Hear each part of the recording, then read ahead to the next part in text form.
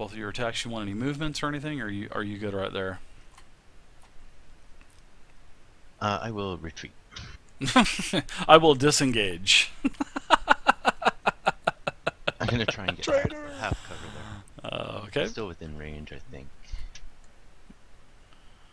Okay, and you need a macro. So after I get these Balors done, I will... You don't have a 1d4 macro on there? Really? Yeah, you know what? I didn't think I was gonna need it, so I just ignored it. Oh. I can add it on. Yeah, okay, gotcha. Because I was going to say, man, I thought I got all the macros. Alright, so we are going to go Initiative with... is gone. Your what now? My initiative for the turn order? Oh, where'd you go? I don't know. Oh, when that's you right, deleted when the I token, deleted they the added a new token. one? Yes, that is true. Thank you very much. It should be your turn now, isn't it? Because you were right after the ranger. Yep. Okay, you're up.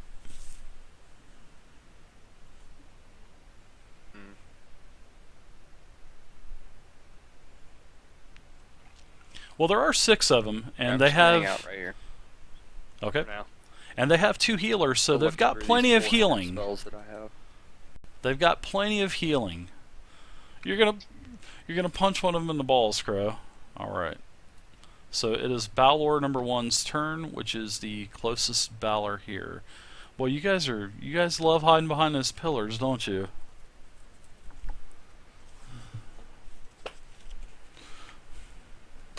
By the way, did I ever get a... Alright. So what's going to happen is this first Balor is going to sidestep around the pillar, and he pulls out his flame whip, and he lashes at the barbarian. And I believe you have, what, a 16 armor class, Mr. Barbarian? Yes. Okay. Now I need to do something real quick.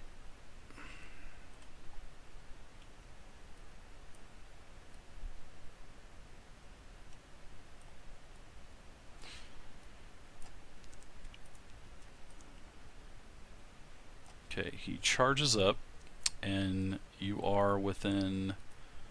Looks like you are within... Yeah, you're within striking distance. So Balor number 1, look at you guys with all your rulers, man. You guys are starting to freak out on me here. Alright, he is going to rear back with his flaming whip, and he is going to attack you. It has a 20-foot reach, and it is a +8 attack. Oops. And it is a 17 versus armor class. And now you are actually pulled up into his radius. And now a few things are going to happen. First off, you are going to take a flaming body damage, because now you are within 5 feet of the Balor. Now, on your turn, you're going to take 66 damage. Not yet, but as soon as your turn starts, you will take 66 damage. So to eliminate that process later, so I don't forget, I'm going to just go ahead and roll 66 damage to you right now.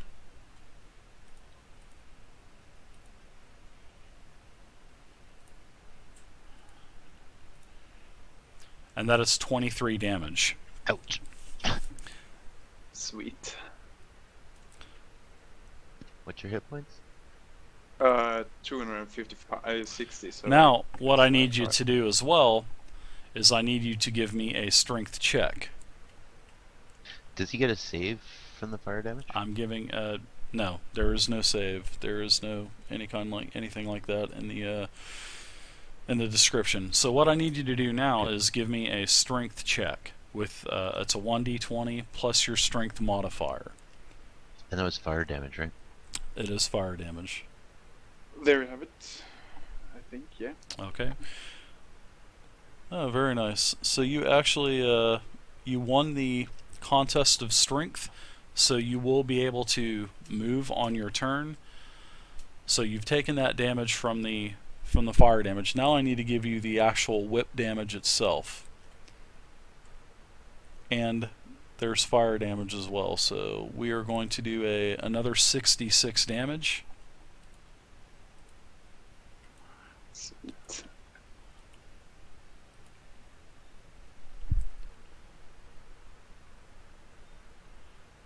Another 28 damage. That is from the whip itself.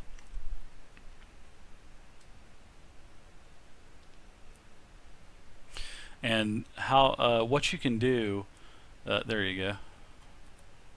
And what more?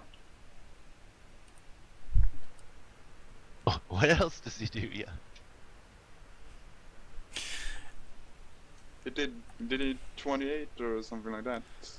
Oh yeah, it did 28 the second attack, and then the actual 66 fire damage was So it was 66 for the whip attack. 23. 23 damage for the actual fire aura damage. The barbarian had about 260. When I start my next round, was that the 66? Or No, was that I the gave whip you damage? I gave you all of the damage you took. So I gave you instead of waiting for your turn, I just went ahead and gave you the fire damage now, so I wouldn't forget about it. So Okay. you've already had the fire damage. It looks like your damage looks like your hit points are correct. So Just taking away the 66 damage now. you don't have to. You won't take another 66 damage. You will at the beginning of next round, because the next round you will take another 66 round. But that's not for another but another round. This, what I'm taking away now, is just the 66. I've not taken away the other damage you made Okay. to me. So the other damage was 28. So you've taken 66 and then another 28 for the actual flame whip itself. So 61 altogether? Something like that? Yes, the initial damage was 66 fire damage because you were within range of the Balor, Yeah. and then the flaming whip damage is 2d8. I'm sorry, 2d6 plus 8 slashing damage plus an additional 46 fire damage. So you've taken a total of 12d6 damage plus 8. That's for one flame whip attack. Okay, well, 28, 23. I'm stupid, but sorry. All right. You have how many hit points do you have total? You had 258 hit points total, correct? I got 260 in total. All right, 260 because total. of- All right, hold You'll on. have 209 left. All right, hold on 1 second. Let's start this over. All right. All right. It was You have 51 200. damage. See the green circle says 260 hit points. All you have to do is when I say you take I think you took 23 damage from the fire aura. All you have to do is click on that green circle and hit minus 23, and you have to hit enter. When you hit enter, then it will calculate the formula, and you have 237 hit points left. Now you took another 28 damage from the flame whip attack and the fire damage involved in that. So we're going to do another minus 28. Click on the green circle, minus 28, hit enter, bam, there you go, 209 hit points left. That's how you do it. So I should have told you guys before that time. So actually I was doing the Balor. So that's the bad thing about these tokens and everything, is they're so large. And alright, so there you go. You're set. You have 209 hit points left. And alright, the Balor took a little bit of, how much bow damage did you do to the Balor? Oh, 11, but it was the back one. Okay. And the front one took I think it was, what was it, 19 damage from the fireball. Correct. Or the sunbeam. Okay, alright. They both did, right? Yeah, because they both made their They saving were both throws. within ranges. Yeah.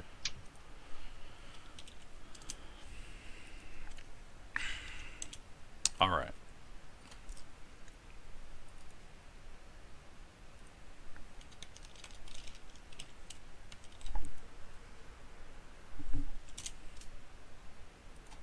we are ready to go. So the first Balor has attacked, and now the second Balor is going to. He is also going to. Yeah, he's going to teleport again, and he is going to teleport to this side. It's within his 500 feet, and he is going to. Eeny, meeny, miny, moe. I'm going to roll a dice real quick to see who he's going to attack, because you're all within a pretty good amount of range from him. Probably the monk, because the monk is definitely the closest. So, congratulations, Mr. Monk. You are the recipient of a Flame Whip attack. I think, what is your armor class like? 16, right? 16. Alright. It is a 17 versus armor class, so that's a hit. You are now pulled towards him. I need you to make a strength check now, with your strength modifier added in. What's the strength check for? Just out of curiosity. Whenever the Flaming Whip attacks you and when it pulls you into the Balor, you have to make a strength contest, basically, to be able to break free and have movement on your next turn.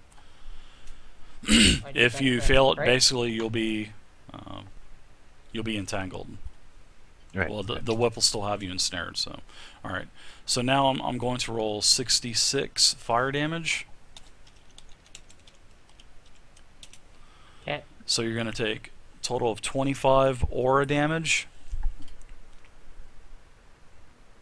Okay.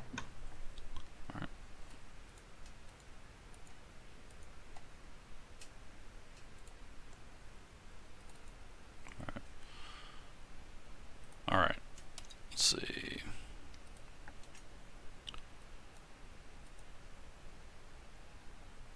Alright, so I will go ahead and I'll do your hit points for you. There you go.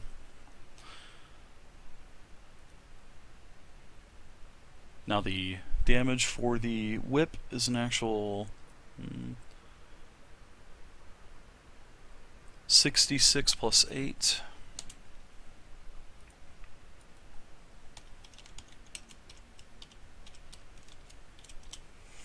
And you take another 21 damage between the slashing damage of the whip and also the fire damage combined. So you take another 21 damage on top of 25. You are down to 129 health left. Okay. Correct, but you gotta take into consideration there, Underscore. You got another 46 fire, so yeah, 68 total. All right, and now the monk, you're up now. You've already taken your 66 fire damage, so you won't take any until next round. Okay. Well, and also he's broken free, right? He is broken free, so yes, you. Yes, so they don't take the fire damage. Oh, I'm unless gonna they're start not triple broken. attacking next round. Don't worry about it. I'm gonna break it into him slow, guys. Is I'm that not fair? gonna unleash the demon all at once. No, what now? Well, they both made their strength checks. They're all- so they yeah. don't initially, they can move away and not take Correct. fire damage. He has to hit again, correct? Correct. But Okay. but you got to take into consideration if you leave the 5-foot area of a creature, they will have an opportunity attack against you. It's basically a free attack against you. That's if you leave their, the 5-foot radius of that creature that you're engaged with. So. Now, I thought if you moved at half speed, then it doesn't. Well, you got to figure just move away there's two cautiously, Balors they don't get there, an attack of so. opportunity.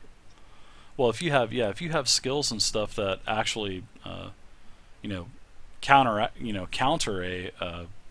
an opportunity Okay, I attack, thought then that that's was fine. just a general rule.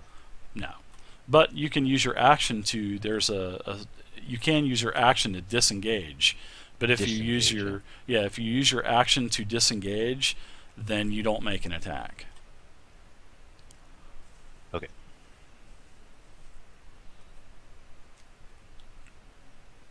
For both hands, let's say I punch the dude with both hands, would I have to roll? I know I'd have to roll for hit twice, but would there be, on the other hand, on my offhand, would there be any like minus.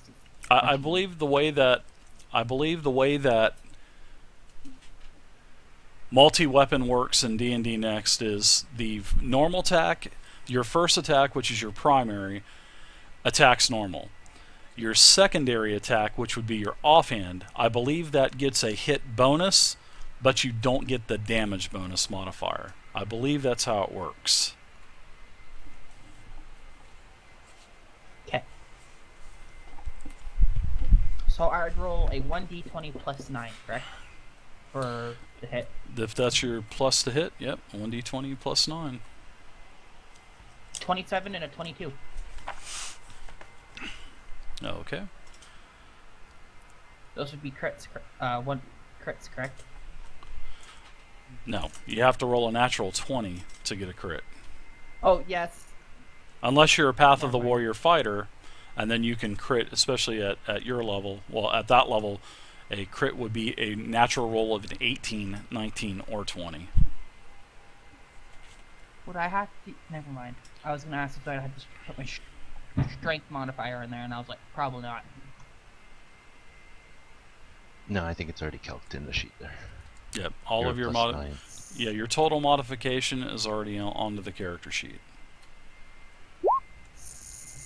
7 and 16. Okay.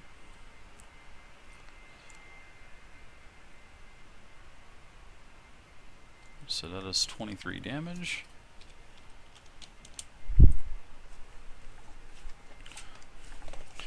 Alright, and now while you're waiting for your next turn, what I want you to do is open up one of the playtest packet PDFs and read about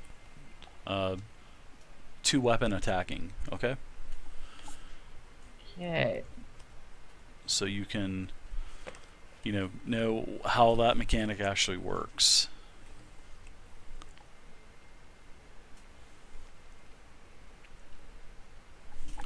Alright, so now you are up, Mr. Mage.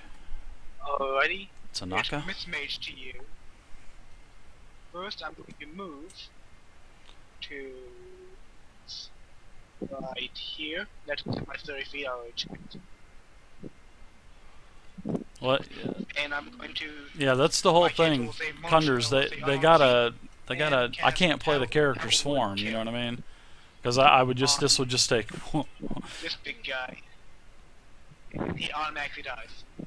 No rolls. He's dead. And I can choose one other creature within range. If it has 100 hit points or fewer, it will die as well. If it doesn't have 100 hit points or fewer, it lives. And I choose the other one.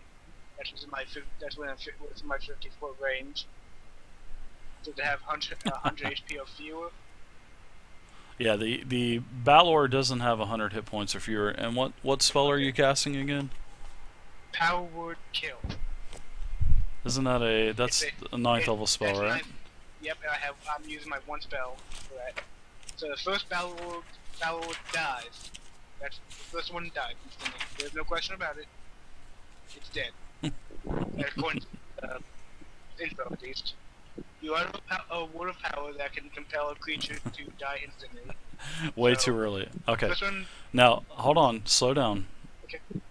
Did you read the spell? Did you read that perfectly? Yes. Okay. It says one creature within range, which is 50 feet. It says if the creature has 100 hit points or fewer, it dies. It has a lot more than 100 hit points. So I'm gonna be nice and allow you to do something else because you're gonna waste that level 9 spell. Okay. Because I thought it said. I see my mistake now. yeah. I thought it said. I thought the choose one creature within range was in addition to the one. Yeah. Now you have to. This is sort of like a save at the right opportune moment to use this. So and definitely he's got a lot more than 100 hit points. So you're using that spell way too early. Yeah. Okay. Well, can I just move back to where I was before and restart? You sure can. Okay, because I misread and I feel and yeah. Okay, back to where I was. I gotta figure out a new move. I've been playing on that move for like 5 turns. 5 turns. We're only on the second round. Yeah. You've been playing that a while. I'm talking about 5 turns on the turn order. You got to take into Like, consideration, I've been playing it since actually Underscore. the beginning of the New round, players, man. beginning of combat. That's all I can say. And That was a good time. you just got to have patience, man. And I have lots of it for the most part.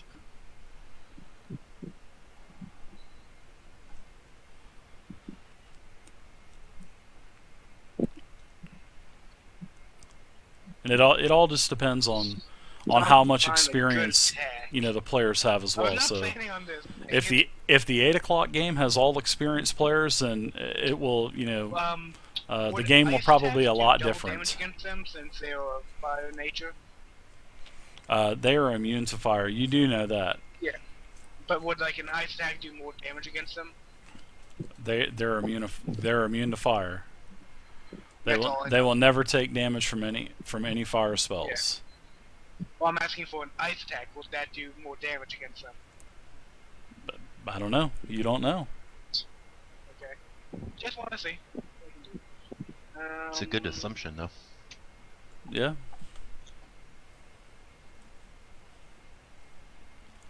Well, these have Vorpal plays as well, Underscore.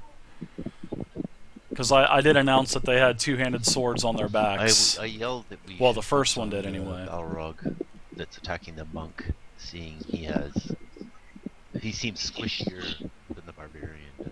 Yes, I did announce that at the beginning, Underscore. For sure. The barbarian is not that squishy. Background noise. No, and that's why the monk is probably more squishy than the barbarian. I was surprised nobody took a fighter. I Or a thought paladin. somebody- last week I took a fighter and somebody went, "Oh, I always wanted to play a fighter, so I took something." We'll see. Well, see, here's the thing, guys. They have 2 healers, so they could prolong this for a long Is a time. Balor considered a celestial, an elemental, or a fiend? It is a demon. I'm sorry. They are a demon. Or a fiend? Is that the same sort of thing? Yeah, they have a druid and a cleric, Underscore. We'll just see if the cleric's actually. Good attack. No, it's just a demon. It's a demon. That's their monster classification. A demon.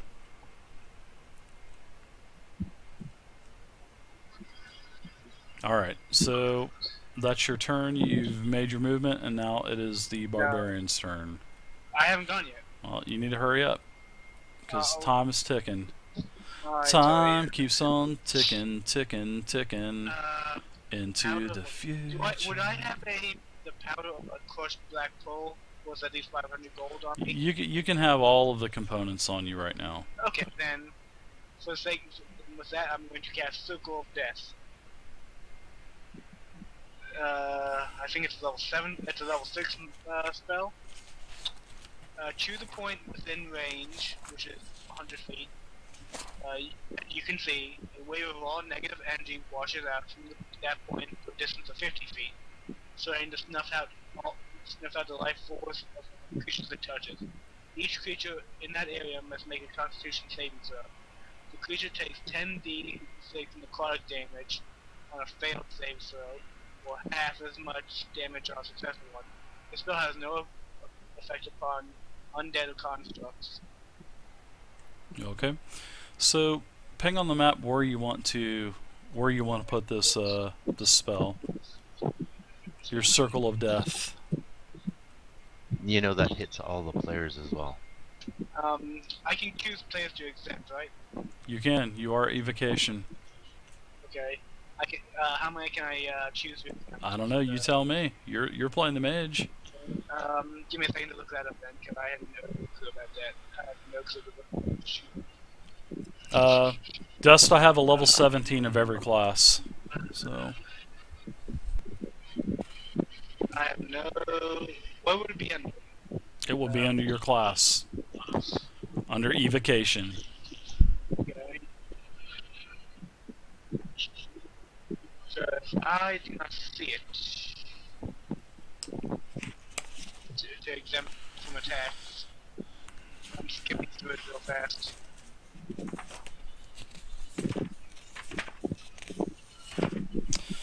Alright, sculpt spells. Beginning at second level, when you cast an evocation spell that affects other creatures, you can choose a number of creatures equal to the spell's level plus 1. So that's a 6th level spell, Okay. and it's So I plus can choose 1. up to 7. You can choose up Okay. to 7 people that are not affected by that spell. Okay. I choose. Basically, Party. everybody. Okay. Yeah. Alright. Everyone but. I'm going to ping the area, which is going to be. So I'm doing my math to be right here. Will give me the range to get both of those Balors. Yeah, it's 50 feet, right? Yeah. So that should be the right spot to get them both.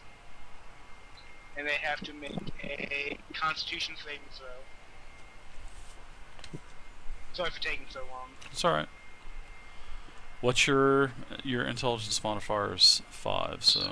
Yeah.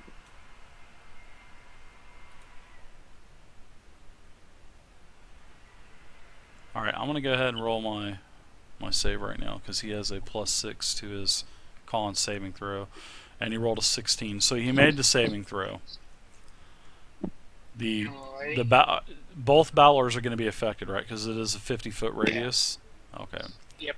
Now, the second Balor also made a 13 saving throw, so that is a successful save as well.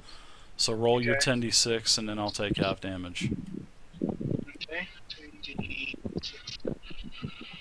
Alright, so that's a total of 16 damage apiece. Okay. And so I've taken just so damn long. It's alright, man. Plan out your attack during the round, so... Yeah, that's what I tried to do last time, and you saw what happened. It's alright, man. It's alright. The more you do this, the more you get familiar with everything, and you'll be alright. So, alright. So now, the Barbarian is up. I was wondering, how does the rage damage really work? I see I have something that's called rage damage, but I don't see anything that tells me about what actually does. Okay. On your character sheet, you'll see, scroll down a little bit to where, you see what you get for every spell, for every level, 1 through 20. Yeah. See how it says there's a column for rage damage. That's your Yeah, I rage see that. damage bonus. Now, level 17, you get an extra +4 damage. So that's how that Okay, works. So that's actually raw damage. Yeah, when you roll your damage, you add an additional +4 damage because you're raging. And you can rage 6 times in a fight, correct? Well, he can stay raged the entire time, so... I mean, he could just use basically one of his rage charges, and he can stay enraged the entirety of this fight.